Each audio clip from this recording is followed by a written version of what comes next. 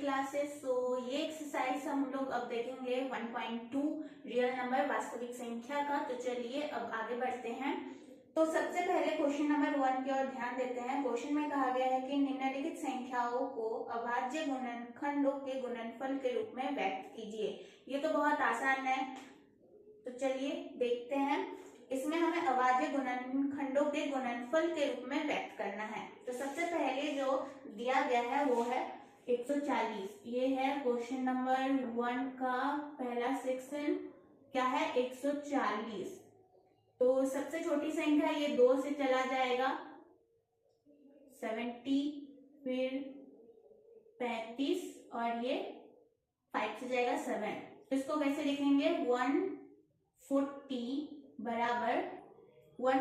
बराबर 2 into 2 into 5 into 7। इसको 2, ये जो 2 इंटू 2 है इसको 2 स्क्वायर भी लिख सकते हैं, 5 इंटू 7। ये ऐसे बनेगा, आप लोगों को तो पता ही है। तो चलिए फिर 156 है सेक्शन नंबर 2 में। कितना है? 156। ठीक है, तो 156 2 से चला जाएगा, ये भी 2 से जाएगा।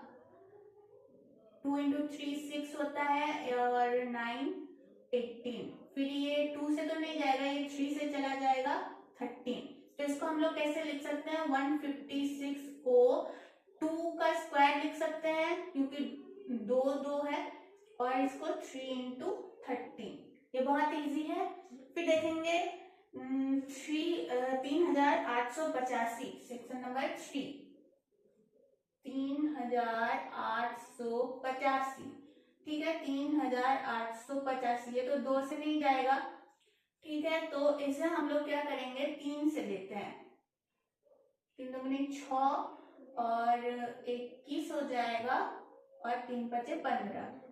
ठीक है, फिर 3 से लेते हैं 4 2 एंड 3 इंटू 5 15 होता है। अब ये 5 से चला जाएगा, 5 इंटू 8 40 और बचेगा 25 यानी 5। और फिर चला जाएगा 5 1 इंटू 5 और बच जाएगा 3 और 5 7 35। ठीक है, तो इसको हम लोग क्या लिख सकते हैं कि 3 का स्क्वायर 5 का स्क्वायर और 17।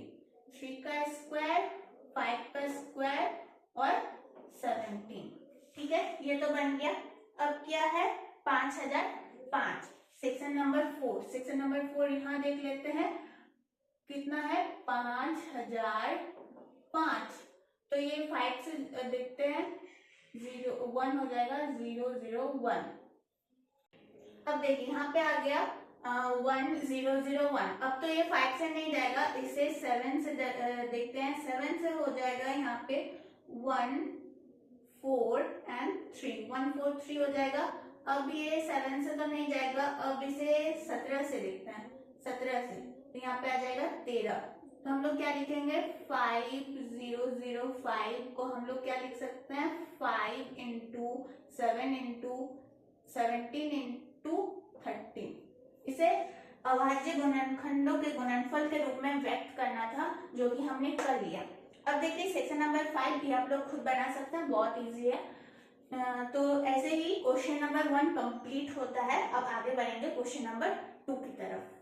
अब चलिए क्वेश्चन 2 को पढ़ते हैं अच्छे से। पूर्णांकों के निम्नलिखित युग्मों के एचसीएफ और एलसीएम ज्ञात कीजिए तथा इसकी जांच कीजिए कि दो संख्याओं का गुणनफल बराबर एचसीएफ और एलसीएम है। देखिए सबसे पहले कुछ संख्याएं दी गई है। सबसे पहले है 26 और 91। तो इन दोनों संख्याओं का सबसे पहले हम लोग एचसीएफ निकालेंगे, फिर एलसीएम निकालेंगे, फिर ये देखेंगे कि उन दोनों का गुणनफल यानी 26 और 91 का गुणनफल उस एचसीएफ और एलसीएम के गुणनफल के बराबर होता है कि नहीं। सबसे पहले देख लेते हैं, तो आप लोग को आसानी से समझ में आ जाएगा कि क्वेश्चन में भी कहा क्या गया है। तो सबसे पहले हम लोग क्या करेंगे? 26 और 91 का सबसे पहले हम लोग निकाल लेंगे। यहाँ पे कहा गया है कि गुणनफल निकालने के एचसीएफ और एलसीएम निकाल लेंगे। तो सबसे पहले यही काम करते हैं। तो ये है क्वेश्चन नंबर 2 और सबसे पहले दिया गया है 26 और 91, ठीक है। तो 26, तो ये तो अगर देखा जाए ये 2 से चला जाएगा और 13 हो जाएगा, ठीक है। 91 ये 7 से जाएगा और ये 13 हो जाएगा। तो देखिए अब क्या है, अब हम लोग लिखेंगे 26 बराबर 2 इंटू 13 और यहाँ पे 91 बराबर 7 इंटू 13। अब देखिए सबसे पहले हमें यहाँ पे एचसीएफ निकालने के लिए कहा गया है, तो एचसीएफ निकालने के लिए हम लोग देखेंगे कि इन दोनों के गुणनफल में क्या कॉमन आ रहा है। तो देखिए आप लोग ध्यान से 13 और यहाँ भी है 13, इन दोनों के गुणनफल में है 13। तो अगर जो भी संख्या हमारे पास कॉमन में आएगी वो एचसीएफ कहलाएगी, ठीक है, एचसीएफ। तो एचसीएफ बराबर क्या हो गया 13। अब हमें एचसीएफ के साथ साथ एलसीएम भी निकालना है। तो एलसीएम निकालने के लिए हम लोग क्या करेंगे, एलसीएम निकालने के लिए हमारे पास जो एचसीएफ था यानी 13, उसमें गुना करेंगे जो दूसरी संख्या थी। यहाँ पे क्या क्या संख्या बच गई है, 2 बच गई है और 7 बच गया, 2 बच गया 7 बच गया, 2 बच गया है और 7 बच गया है। तब इन तीनों को हम लोग गुना करेंगे। देखिए सबसे पहले हम लोग एचसीएफ लेंगे, फिर जो जो संख्या है यहाँ पे गुणनफल के तौर पर बच जाएगी, मान लेते हैं अगर यहाँ पे संख्या 5 बचती, मान लेते हैं यहाँ पे 5 बचता है, यहाँ पे 6 बचता, तो इसको भी हम लोग गुना कर लेते हैं यहाँ पे, ठीक है। ये मैंने समझाने के लिए कहा है लेकिन यहाँ पे है नहीं, ठीक है। तो मतलब जो संख्या हमारे पास गुणनफल में बच जाएगी और एचसीएफ होगा उसको आपस में गुना कर देंगे। तो यहाँ पे हमारे पास एलसीएम निकल जाएगा यानी 182। 13 को 2 से गुना करेंगे फिर 7 से गुना करेंगे तो 180। अब देखिए हमारे पास यहाँ पे एचसीएफ और एलसीएम दोनों निकल के आ चुका है। अब हम लोग क्या करेंगे, एचसीएफ और एलसीएम को गुना करेंगे, यानी 13 को 182 से गुना करेंगे, यानी लिखते हैं एक बार एचसीएफ गुना एलसीएम अगर करते हैं, यानी 13 को 182 से अगर गुना करते हैं तो 2366 आएगा, ठीक है। और यहाँ पे कहा गया था, क्वेश्चन में कहा गया था कि दो संख्याओं का गुणनफल, यानी हमें जो दो संख्याएं दी गई थी यानी 26 बराबर 91, अगर इनको भी गुना करें हम तो हमारे पास भी 2366 आएगा। तो क्या कहा गया था प्रूव करने के लिए कि दोनों संख्याओं का गुणनफल और एचसीएफ और एलसीएम का गुणनफल सेम होगा कि नहीं। तो यहाँ पे दोनों संख्याएं सेम है आपस में, तो यही हमें प्रूव करना है, ठीक है।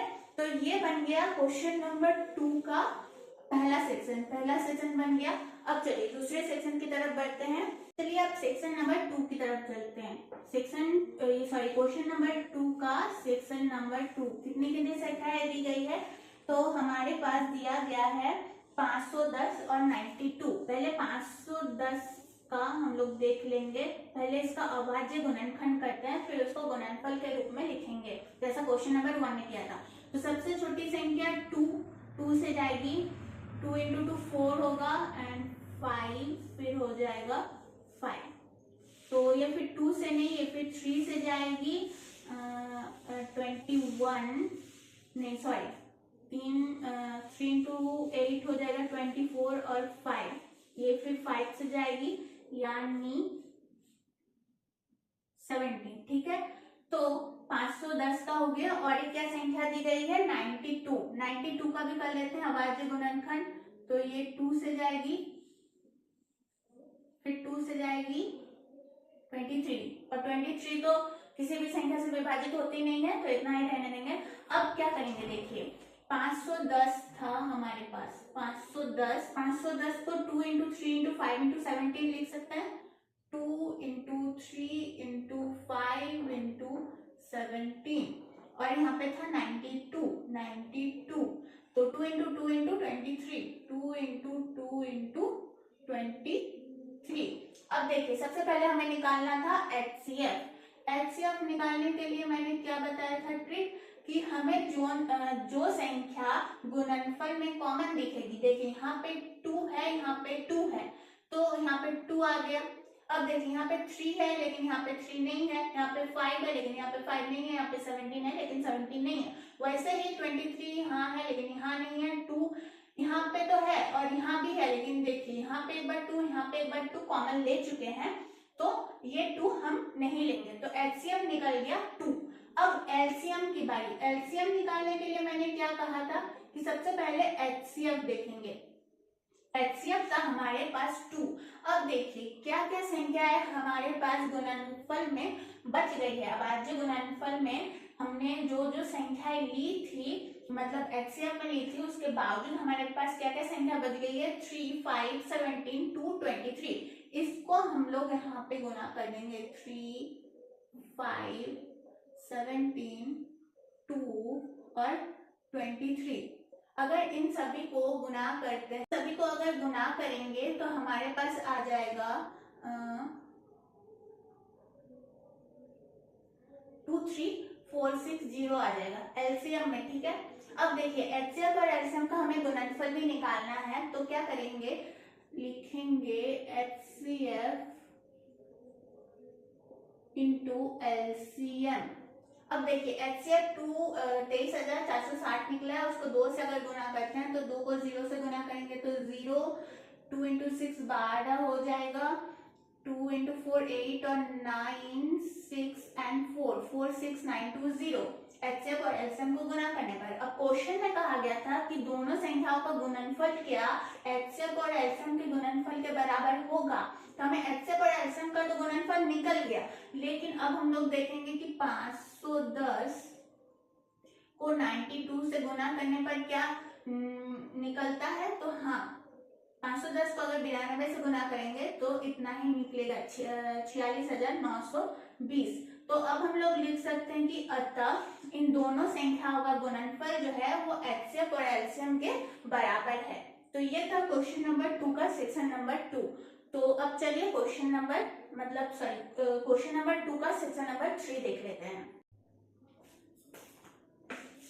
तो चलिए सेक्शन नंबर 3 में दो संख्याएं क्या क्या दी गई है, 336। ठीक है, 336। अब ये 2 से चला जाएगा, 2 1 के 2, 1 बच जाएगा, तो 2 6 12, फिर 2 8 16। ठीक है, फिर ये 2 से जाएगा, 2 8 16, 2 6 8, ये फिर 2 से जाएगा, यहाँ पे हो जाएगा 2 4 8, 2 2 4, ये फिर 2 से जाएगा 1 21, फिर ये 3 से जाएगा, 3 इंटू 7 21 होता है। तो ठीक है, ये हो गया 336 का। अब कौन सी संख्या है, 54। तो 54 का देखते हैं, 54 ये तो पहले 2 से चला जाएगा, 2 इंटू 2 होता है 4 और 7 और ये 3 से जाएगा 9, फिर जाएगा 3 से, हो गया। अब देखिए 336 और 54 का अभाज्य गुणनखंड निकल गया। अब इसे गुणनफल के तौर पे लिखते हैं एचसीएफ और एलसीएम निकालने के लिए। तो 336 को हम लोग क्या लिख सकते हैं, 2 into 2 into 2 into 2 into 3 into 7। ठीक है, 2 into 2 into 2 into 2 into 3 into 7, फिर यहाँ पे है 54 को क्या लिख सकते हैं, 2 into 3 into 3 into 3, 2 into 3 into 3 into 3। अब देखिए यहाँ पे हम लोग सबसे पहले एचसीएफ निकालेंगे। ठीक है, एचसीएफ। अब देखिए एचसीएफ निकालने के लिए मैंने एक ट्रिक बताया था कि जो भी हमारे पास अभाज्य गुणनखंड के बाद गुणनफल में जो भी हमें कॉमन संख्याएं दिखेगी वही एचसीएफ कहलाएगी। तो देखिए कॉमन में 2 आ रहा है, ठीक है, तो 2 लिखिए। और क्या कॉमन आ रहा है, देखिए यहाँ पे 3 है, यहाँ भी 3 है, तो ये 3 हो गया। ठीक है, और तो कोई संख्या कॉमन नहीं आ रही, यहाँ भी 3 है लेकिन और 3 हमारे पास बचा नहीं है, यहाँ पे 7 है लेकिन यहाँ पे 7 नहीं है, मतलब दोनों में हमें कॉमन ढूंढना है और जोन सी संख्या का कॉमन मिल गया उस संख्या को अब हमें छोड़ देना है। तो 2 इंटू 3 कितना हो गया, 6 हो गया, 6 हो गया। अब एलसीएम में क्या करते हैं हम लोग, एलसीएम में जो एचसीएफ हमारे पास होता है, एचसीएफ कितना निकला, 6 निकला। छोड़कर जो संख्या हमारे पास है गुणनफल के तौर पर, जो संख्या हमारे पास बची है उसमें एलसीएम को जोड़ देंगे। एचसीएफ के साथ अगर इन संख्याओं को जोड़ देते हैं तो हमारे पास एलसीएम निकल के आ जाएगा। तो क्या क्या बच गया, 2 इंटू 2 इंटू 2 और यहाँ पे बच गया 7, और यहाँ पे क्या क्या बच गया, 3 इंटू 3 यानी 3 का स्क्वायर। तो अगर इन सभी को हम लोग गुना करते हैं तो गुना में आ जाएगा 3024, ठीक है, एलसीएम निकल के आ जाएगा। अब देखिए एचसीएफ और एलसीएम तो निकल गया, अब हमें लेकिन एचसीएफ और एलसीएम दोनों का गुणनफल चाहिए, यानी एचसीएफ इंटू एलसीएम करेंगे। तो अगर 6 को 4 से गुना करते हैं तो 24 हो जाएगा, यानी 4 2 बच गया, 12 13 14 हो जाएगा, और 6 को 3 से गुना करेंगे तो 18, यानी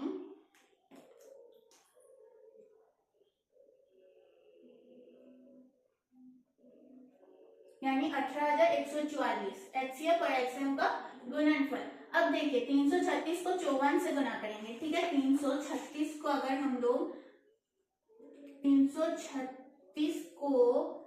हम लोग 54 से गुना करते हैं तो कितना आएगा, इतना ही आएगा, 18,144।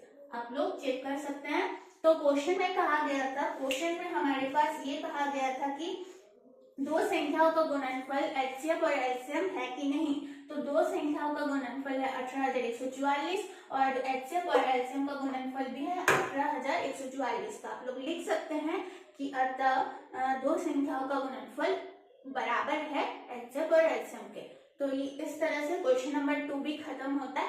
आई होप आप लोगों को समझ में आ रहा होगा, और मैं बार बार कहती हूँ कि कहीं भी प्रॉब्लम होता है तो कमेंट बॉक्स में कमेंट कीजिए, मैं पढ़ के उसे सॉल्व करने की जरूर कोशिश किया करूंगी, ठीक है। तो चलिए अब आगे बढ़ते हैं क्वेश्चन नंबर 3।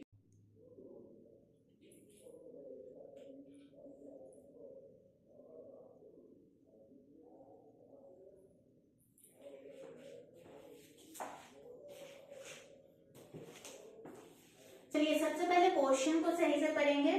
क्वेश्चन में कहा गया कि अभाज्य गुणनखंड विधि द्वारा निम्नलिखित पूर्णांकों के एचसीएफ और एलसीएम ज्ञात कीजिए। तो ये तो बिल्कुल क्वेश्चन नंबर 2 की तरह होगा, जैसे हम लोगों ने एचसीएफ और एलसीएम निकाला अभाज्य गुणनखंड करके, उसी तरह से हम लोग क्वेश्चन नंबर 3 को सॉल्व करते हैं। चलिए सबसे पहले सेक्शन में है 12, 15 और 21। तो ये है क्वेश्चन नंबर 3 सेक्शन नंबर 1। तो क्या क्या संख्या दी गई है, 12, 15 और 21। तो देखिए 12, सबसे पहले इसका अभाज्य गुणनखंड करते हैं तो 2 हो जाएगा, 6, 2 इंटू 3 6, ठीक है। 12, 15 है, इसके बाद 15 तो ये 3 से चला जाएगा, 5, 21 है यानी 3 से चला जाएगा 7। तो क्या हो गया देखिए, अब इसे गुणनखंड के तौर पे लिखेंगे। 12 को हम लोग क्या लिखेंगे, 2 इंटू 2 इंटू 3, 2 इंटू 2 इंटू 3 हो गया। 15 को क्या लिखेंगे, 15 को लिखेंगे 3 इंटू 5, 3 इंटू 5। 21 को क्या लिखेंगे, 3 इंटू 7। अब देखिए मैंने एचसीएफ निकालने के लिए सबसे अच्छा फॉर्मूला क्या बताया था कि हमारे पास गुणनखंड में जो भी संख्या कॉमन दिखेगी उसी को हम लोग एचसीएफ लिखेंगे, ठीक है। तो एचसीएफ बराबर क्या हो जाएगा, देखिए यहाँ पे 3 है, 3 है, 3 है, तीनों के गुणनखंड में 3 है, तो एचसीएफ बराबर हो जाएगा 3। अब एलसीएम निकालने की बारी है, एलसीएम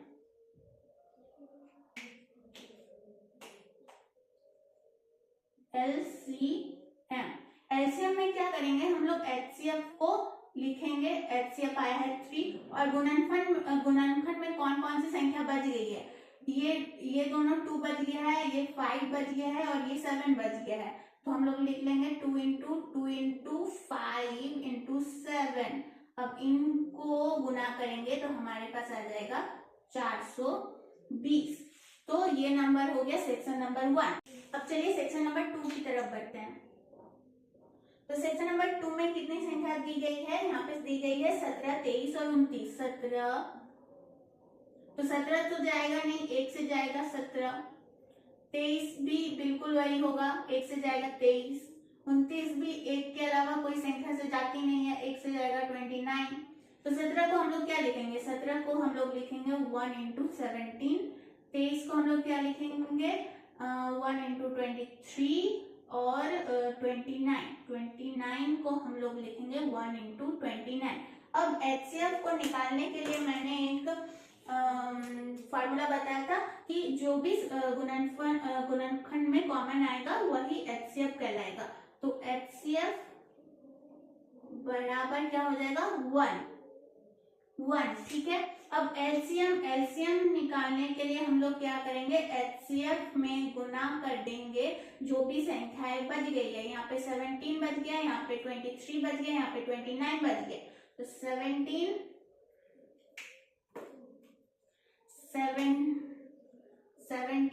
इंटू 23 इंटू 29, इन सबको गुना करने पर आ जाएगा 11339 आ जाएगा। ठीक है। तो हमारे पास एचसीएफ निकल के आ गया, एलसीएम भी निकल के आ गया। ठीक है। ये था सेक्शन नंबर 2। अब देखिए सेक्शन नंबर 3 भी देख लेते हैं। सेक्शन नंबर 3 में है 8, 9 और 25। 8, 9 और 25। 8, 9 और 25। 8 2 से चला जाएगा, 2 चले 8, 2 दूनी 4। 9 3 से चला जाएगा, 25 5 से चला जाएगा। ठीक है। अब देखिए यहाँ पे हम लोग निकालेंगे एचसीएफ। देखिए अभाज्य गुणनखंड तो कर लिए, अब गुणनफल के तौर पे नहीं लिखने से भी चलेगा। आप लोग को इतना तो समझ में आ ही रहा है। देखिए यहाँ पे 2 इंटू 2 इंटू 2 होगा, यहाँ पे 3 इंटू 3 होगा, यहाँ पे 5 इंटू 5 होगा। अब देखिए कॉमन कुछ भी नहीं आ रहा है, तो हम लोग कॉमन में 1 लिख सकते हैं, क्योंकि जैसे यहाँ पे लिखा कि 17 कोई भी संख्या से जा नहीं रही थी, तो 1 से हम लोगों ने किया तो 17 हो गया। तो इसी तरह यहाँ भी हमें कोई कॉमन देखने को नहीं मिल रहा है, तो हम लोग एचसीएफ में 1 लिख सकते हैं। ठीक है। अब क्या करेंगे, एलसीएम भी हमें निकालना है। तो जो जो संख्या हमारे पास बच गई, यानी सभी संख्या हमारे पास बच गई, क्योंकि एचसीएफ में तो 1 है, तो यहाँ पे 2 इंटू 2 इंटू 2 यानी 2 का क्यूब। यहाँ पे 9 है, 3 इंटू 3 यानी 3 का स्क्वायर, और यहाँ पे 25 का 5 का स्क्वायर हो जाएगा। तो यहाँ पे अगर इन सबको गुना करेंगे तो 810 आ जाएगा हमारे पास। ठीक है। 810। तो ये था सेक्शन नंबर 3 का क्वेश्चन, सेक्शन नंबर 2 और 3।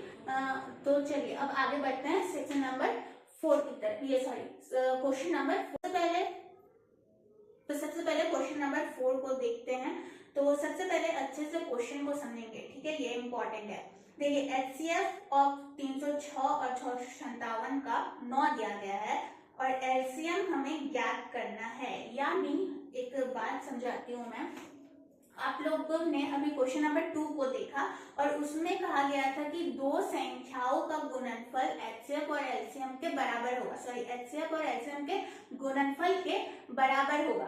तो देखिए दो संख्या हमारे पास दिया गया है 306 और 657।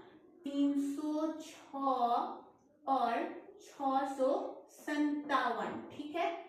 तो देखिए 306 और 657 ये होता है, बराबर होता है इन दोनों संख्याओं के। इन दोनों संख्या का जो एचसीएफ निकलेगा और एलसीएम निकलेगा, इन दोनों के गुना के बराबर होता है इन दोनों का गुणनफल। यानी अगर एचसीएफ को गुना करे एलसीएम के साथ तो जितनी संख्या निकलेगी इन दोनों को गुना करने से भी उतनी संख्या निकलेगी। तो हमारे पास ऑलरेडी इन दोनों संख्या का गुणनफल दिया गया है। क्या दिया गया है? एचसीएफ दिया गया है। एचसीएफ 9 दिया गया है और हमें यहाँ पे एलसीएम निकालना है। तो अगर इसी समीकरण को फॉलो करते हुए हम लोग इस समीकरण को आगे बढ़ाए तो हमें यहाँ पे एचसीएफ का मान निकल के आ जाएगा। तो ठीक है। तो चलिए क्वेश्चन नंबर 4 को देखते हैं। तो क्वेश्चन नंबर 4 में एक बार फिर से क्वेश्चन की ओर ध्यान देते हैं। एचसीएफ ऑफ 306 और 657 बराबर 9 दिया है।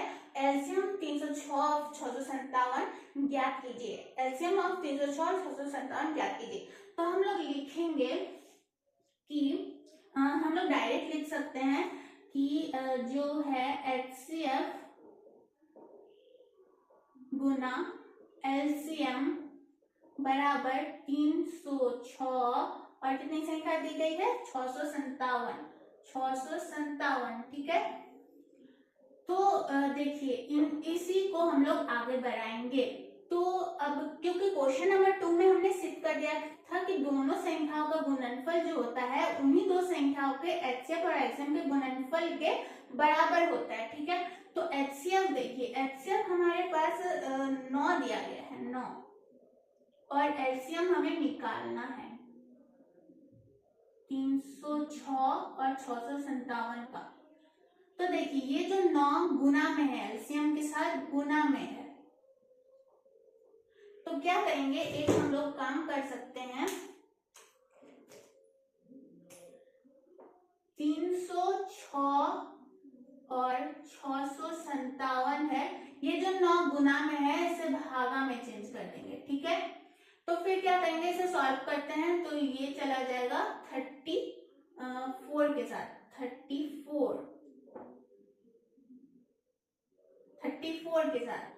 तो एलसीएम बराबर कितना हो जाएगा, 34 को 657 से गुना करेंगे तो यहाँ पे हमारे पास आ जाएगा 22,338 आ जाएगा, ठीक है, एलसीएम। तो इसी तरह कितनी आसानी से क्वेश्चन नंबर 4 बन गया, आप लोग देख सकते हैं। हमने क्या किया, बस इसी समीकरण को फॉलो किया, क्योंकि क्वेश्चन नंबर 2 में हमने प्रूव कर चुका था कि दो संख्याओं का गुणनफल उसके ही HCF और LCM के गुणनफल के बराबर होता है।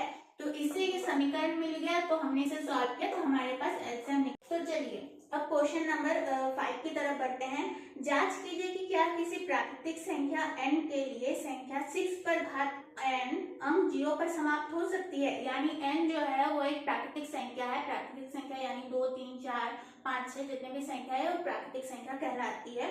तो संख्या 6 पर घात n अंक 0 पर समाप्त हो सकती है, ये हमें चेक करना है, जांच करना है। तो चलिए जांच करके देखते हैं। तो सबसे पहले लिखेंगे माना, यह है क्वेश्चन नंबर 5, लिखेंगे माना प्राकृतिक संख्या 2, 3 संख्या ले लेते हैं। माना प्राकृतिक संख्या 2, 3 और 4। अब हमें प्रूव करना है कि 6 पर घात n अंक 0 पर समाप्त हो सकती है। तो 0 पर समाप्त हो सकती है, तो 6 पर घात पहले 2 लेते हैं, 2, तो 6 इंटू 6 कितना हो जाएगा, 36। अब 6 पर घात लेते हैं 3, तो 6 इंटू 6 इंटू 6 तो क्या हो जाएगा, 6 इंटू 6 इंटू 6 करेंगे तो 216। फिर 6 पे घात 4 करेंगे तो 6 इंटू 6 इंटू 6 इंटू 6, तो यहाँ पे हो जाएगा 1296। तो देखिए जितने भी संख्या हम ले रहे हैं, 6 पर घात कोई भी प्राकृतिक संख्या ले रहे हैं, 2 लिया, 3 लिया, 4 लिया, सब में लास्ट में जो संख्या बच रही है वो 6 बच रही है। कितनी बच रही है, 6। और हमें यहाँ पे क्वेश्चन में कहा गया था 6 पर घात n अंक 0 पर समाप्त हो सकती है क्या, तो ये 0 पर समाप्त नहीं हो सकती, क्योंकि सभी संख्या लास्ट में जो अंक आ रहा है वो सब 6 आ रहा है। तो आप लोग लिख सकते हैं कि प्राकृतिक संख्या n के लिए संख्या 6 पर घात n 0 पर समाप्त नहीं हो सकती। तो ये बहुत ही इजी है क्वेश्चन नंबर 5। तो चलिए अब आगे बढ़ते हैं। तो चलिए अब क्वेश्चन नंबर 6 की तरफ बढ़ते हैं। और जैसा कि मैं बार बार कह रही हूँ कि कहीं भी प्रॉब्लम होता है तो कमेंट बॉक्स में कमेंट कर सकते हैं, आप लोग बातचीत कर सकते हैं हमारे साथ, या फिर हमें इंस्टा पे फॉलो करके वहाँ पे भी मैसेज कर सकते हैं कि क्या प्रॉब्लम हो रहा है आपको, हम सॉल्व करने की पूरी तरह से कोशिश करेंगे। चलिए आगे बढ़ते हैं। तो अब देखते हैं क्वेश्चन नंबर 6। क्वेश्चन नंबर 6 बिल्कुल ईजी है। तो कहा गया कि व्याख्या कीजिए कि 7 इंटू 11 इंटू 13 प्लस 13 और 7 into 6 into 5 into 4 into 3 into 2 into 1 plus 5 भाज्य संख्याएं क्यों है। तो देखिए यहाँ पे हमारे पास जो नंबर दिया गया है उसे पहले लिख लेते हैं।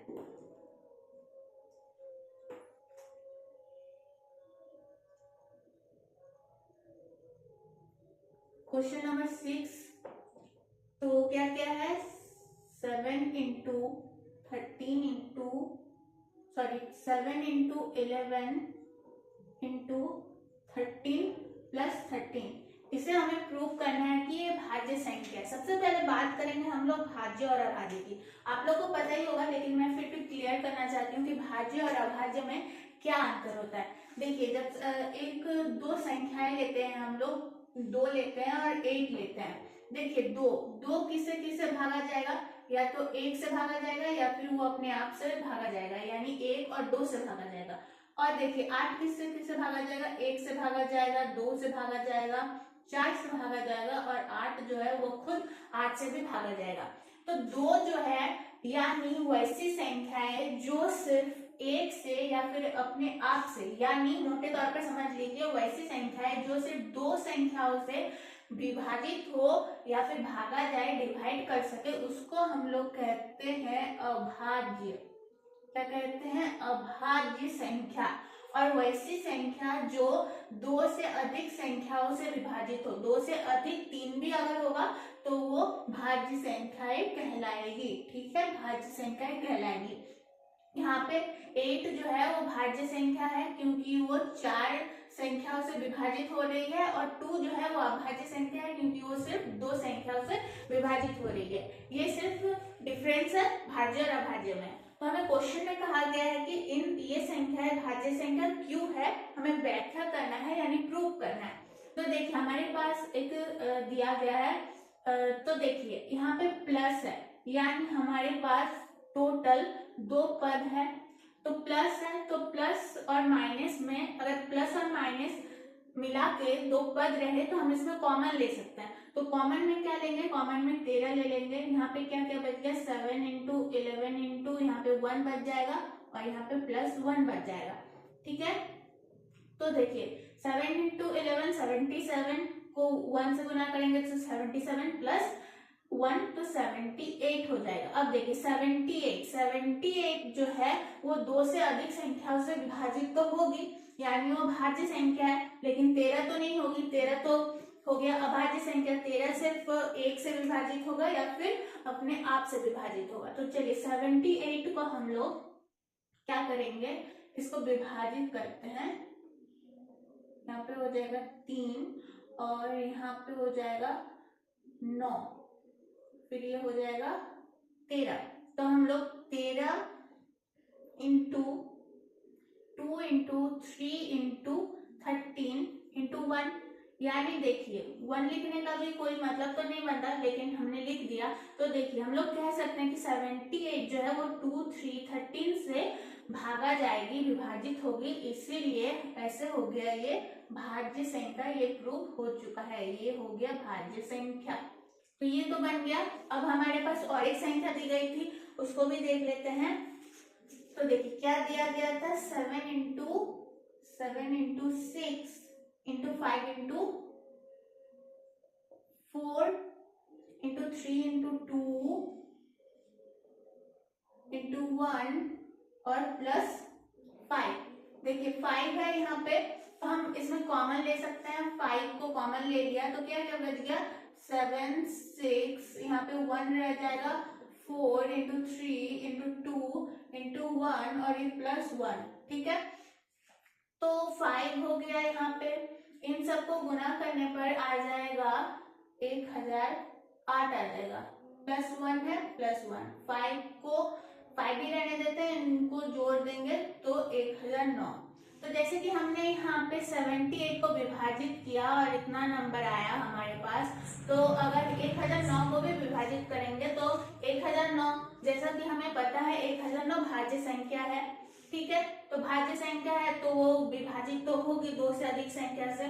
तो हम लोग ऐसे लिख सकते हैं, प्रूव कर सकते हैं कि ये होगी भाज्य संख्या। ठीक है, तो ऐसे कंप्लीट होता है क्वेश्चन नंबर 6।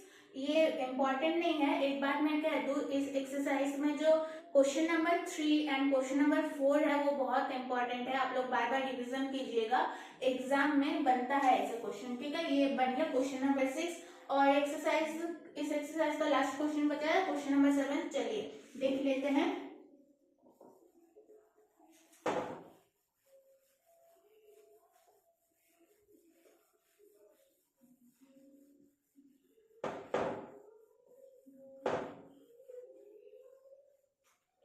चलिए क्वेश्चन को सबसे पहले पढ़ेंगे अच्छे से। किसी खेल के मैदान के चारों ओर एक वृत्ताकार पथ है। इस मैदान का एक चक्कर लगाने में सोनिया को 18 मिनट लगते हैं। वृत्ताकार पथ है यानी गोल पथ है। एक ग्राउंड है, ऐसे ग्राउंड है गोल, ठीक है, गोल एक ग्राउंड है, उसमें मैदान का चक्कर लगाने में सोनिया को 18 मिनट लगते हैं। सोनिया को कितने मिनट लगते हैं?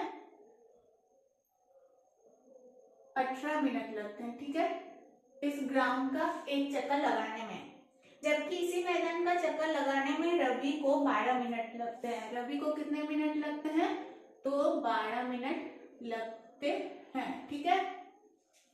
जबकि इसी मैदान का चक्कर लगाने में 12 मिनट लगते हैं। मान लीजिए वे दोनों एक ही स्थान और एक ही समय पर चलना प्रारंभ करें, एक ही दिशा में, ठीक है। क्या कहा गया है कि मान लेते हैं ये स्टार्टिंग पॉइंट है। अब सोनिया और रवि एक ही टाइम में एक ही दिशा पर, मान लेते हैं ऐसे करके वो लोग चक्कर लगा रहे हैं, ठीक है, ऐसे करके वो लोग चक्कर लगा रहे हैं। तो कहा गया कि कितने समय बाद वे पुनः प्रारंभिक स्थान पर मिलेंगे, यानी ये दोनों एक साथ कितने मिनट बाद इसी स्टार्टिंग पॉइंट में आके मिलेंगे चक्कर लगाते हुए। तो ठीक है, सबसे पहले क्या करेंगे हम लोग, इसका अभाज्य गुणनफल विधि से गुणनफल निकालेंगे, फिर HCF निकालेंगे, ठीक है। क्या करेंगे? HCF निकालेंगे। तो 18 मिनट तो कितना हो जाएगा? 9, यहाँ पे हो जाएगा 3, यहाँ पे हो जाएगा 3, और फिर क्या रवि का 12 मिनट, तो 6 और 3 हो गया, तो 18 बराबर क्या लिख सकते हैं? 2 इंटू 3 और 12 को क्या लिख सकते हैं? 2 इंटू 3। अब HCF निकालने का फॉर्मूला क्या था? मैंने बताया था आप लोग को, जो भी कॉमन दिखेगा, यहाँ पे 2 और 2 कॉमन है, यहाँ पे 3 और 3 कॉमन है, तो HCF क्या हो गया? HCF हम लोग लिख सकते हैं कि 2 इंटू 3 हो गया 6। काम है तो हमें काम है LCM से, ठीक है। LCM निकालने का क्या फॉर्मूला था? HCF में जितनी संख्या होगी वो लिखेंगे, और गुणनफल के तौर पर जो संख्या बच जाएगी, यहाँ पे बच गया 3, यहाँ पे बच गया 2, तो इनको भी गुना कर देंगे। 3 इंटू 2 कितना हो जाएगा? 6 हो जाएगा। 6 को 6 से गुना करेंगे तो 36, यानी 36 मिनट बाद सोनिया और रवि चक्कर लगाते हुए स्टार्टिंग पॉइंट में एक साथ आके मिलेंगे। तो ये बन गया question number 7, and I hope आप लोगों को समझ में आया होगा। समझ में आया तो लाइक करना ना भूले, अपने दोस्तों के साथ जरूर शेयर कीजिए, और कहीं भी प्रॉब्लम होता है तो कमेंट बॉक्स में कमेंट कीजिए। सब्सक्राइब करना ना भूले। तो आज के लिए इतना ही। बने रहने के लिए प्लीज हमारे चैनल को सब्सक्राइब जरूर कीजिए।